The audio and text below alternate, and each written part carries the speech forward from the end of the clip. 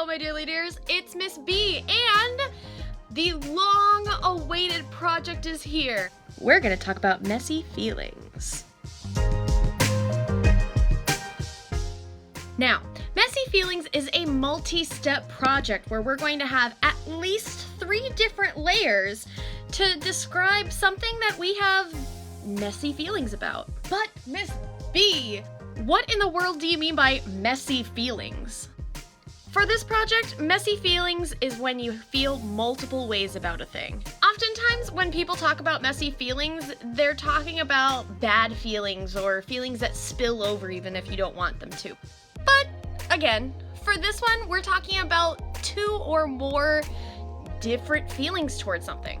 For example, when you feel excited and nervous at the same time.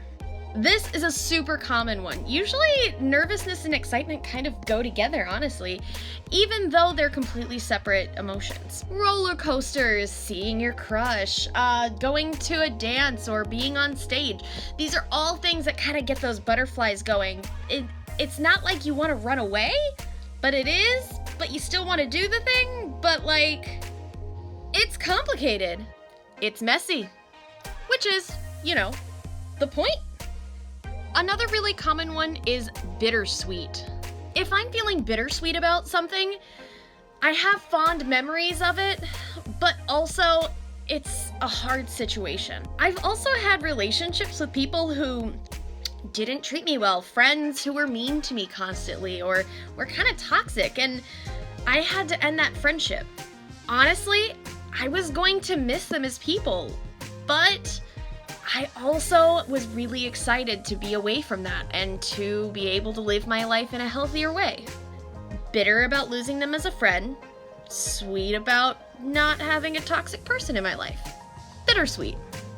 The last one I'm going to talk about is thanks, I hate it. Okay, don't get me in trouble by actually saying this to somebody. This is actually a phrase that's been on the internet for a little bit as a meme, as a way to describe something that's like, well done, and it has value, but you don't want it. For example, medicine. Have you ever had to have awful cough syrup? I don't know if they have changed the formula since I was a kid, but that stuff was nasty. But it did make you feel better. So, thanks, I hate it. Another really good example is physical therapy.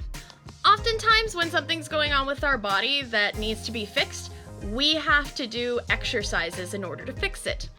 I have a friend who actually had to wear an eye patch to train one of his eyes to work better. Now, he didn't like wearing the eye patch, but the more that he wore it, the better his eye got. So, you know, thanks, I hate it.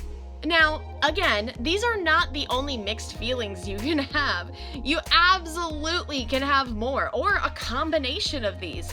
But these are the basic ones that I'm gonna give you for right now. Once you know what you want to do your project on, and which messy feelings you have about it, you can move on to doing the project.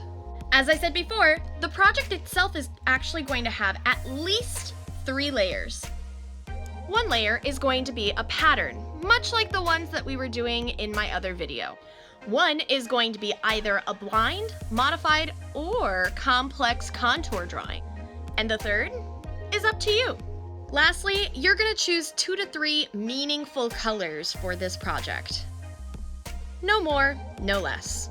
Don't worry, you don't need to do all of that this week. We're going to be splitting this into 3 parts. This week, we're only doing the pattern, but we're also doing our planning, so it's helpful to know what you're going to do and what it's going to look like at the end. Let me give you mine as an example. Now for this one, I used my type 1 diabetic supplies as my subject.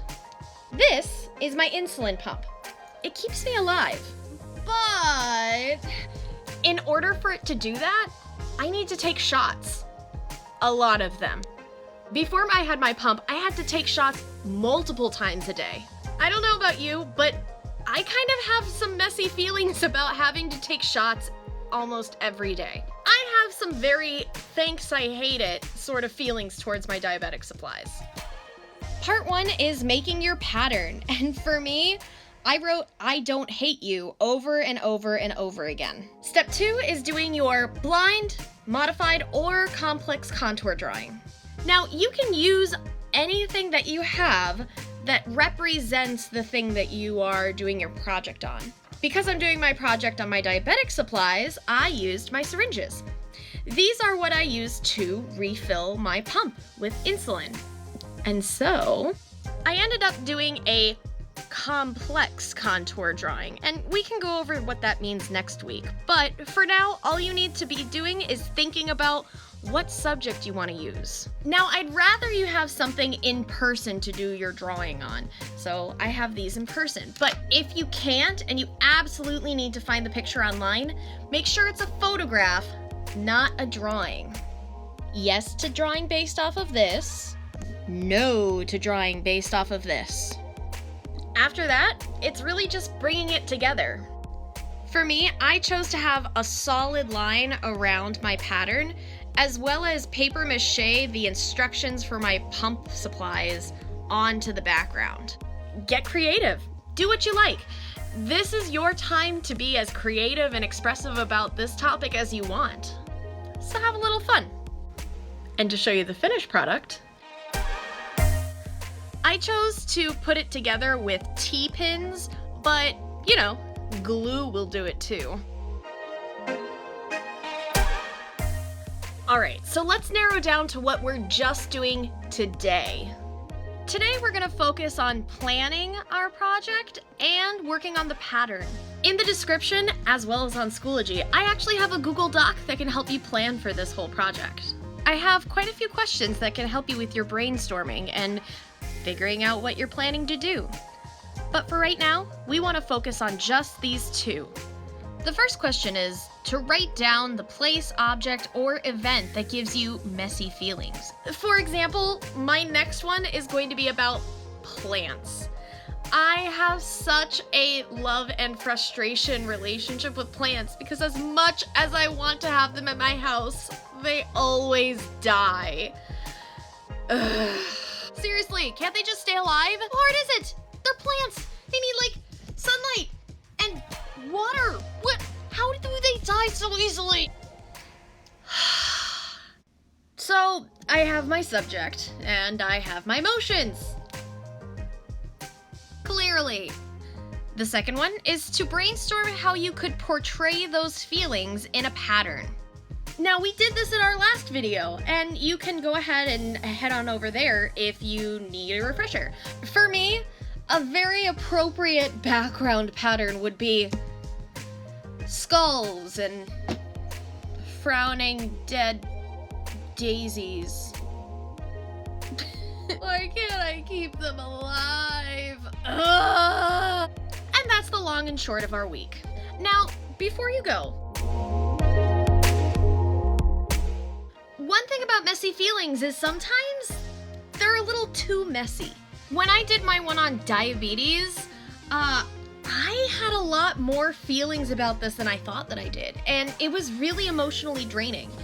If you get partway through your project and you're like, whoa, hey, hold on, I can't deal with this right now, that's okay. You can always choose something else that's a little less heavy. As much as it frustrates me that I can't keep plants alive, it's nowhere near as heavy as, say, having to take shots every day. Trust me, you'll be able to find plenty of things you have messy feelings about. Plenty. Now that's the end. I hope you have fun with your messy feelings. I hope you have fun with this project, and, as always, stay curious. I mean, like, messy feelings are messy feelings, and of course they're going to be messy, and it's gonna be fun, but also it's gonna be hard, and I just... have fun.